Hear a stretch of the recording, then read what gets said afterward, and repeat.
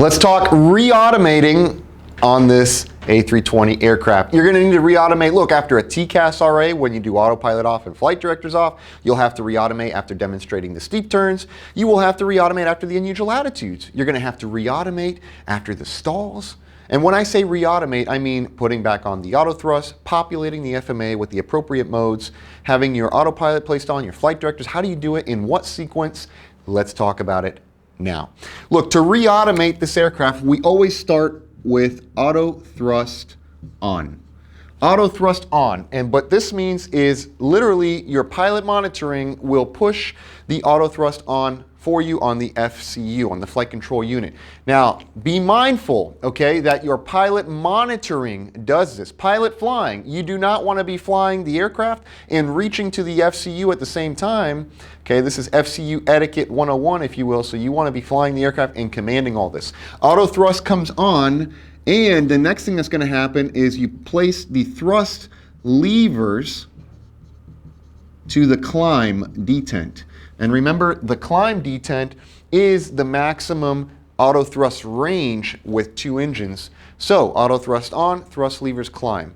The next thing we're going to do is we're going to call for flight directors on. Flight directors on. If you're taking notes, you want to place these in sequence. This is literally how it is. Step 1, step 2, step 3, flight directors on. Step number 4 is we call for the appropriate FMA modes. FMA modes.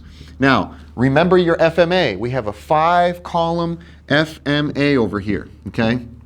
Hopefully I get 5 here. Let's see. All right. We're going to have one more, looks like 2, 3, 4, 5, right? So we have over here our auto thrust column, which is going to be in speed mode. Okay, this is the auto thrust column, column number 1. Over here, we're going to have our vertical modes. Now, the vertical mode is going to default into vertical speed, plus or minus whatever the rate of climb happens to be, or perhaps the rate of descent happens to be at the moment when you place the flight director on. So perhaps you have vertical speed plus, we'll just say 500. Okay, this is your vertical column here. Over here we have our lateral column. It will default into heading. Okay, then over here we have our auto land capabilities, or our landing capabilities. Doesn't have to be our auto land. Moreover, it would be landing capabilities. Okay, and we have our auto flight status over here. Auto flight status will be column number 5. Now the auto flight status down here is going to show auto thrust in white. That's engaged because we're in speed mode over here. We'll have 1 FD2, and we will shortly place the autopilot on. Okay, now let's take a look back here at our steps. Auto thrust comes on, thrust levers climb, flight directors on, it defaults into heading vertical speed. The next thing we're going to do is select the appropriate FMA modes. So perhaps maybe now you want to select for open climb or open descent. You fly into the flight director bars, and then you command, finally, for the last step, number 5, autopilot on. And you will see over here either AP1 or AP2 as appropriate, depending on which autopilot comes on. This is reautomating. This is how you're going to automate in the proper sequence.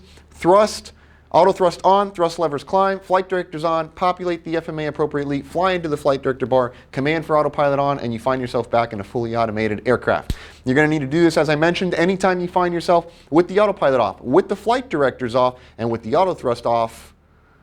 This will come up various times, numerous times in your training and also in your checking. So just be ready to do this reautomation sequence properly on your instruction, your training sessions, and also on your PC or type rating event. Hopefully you found value in this video.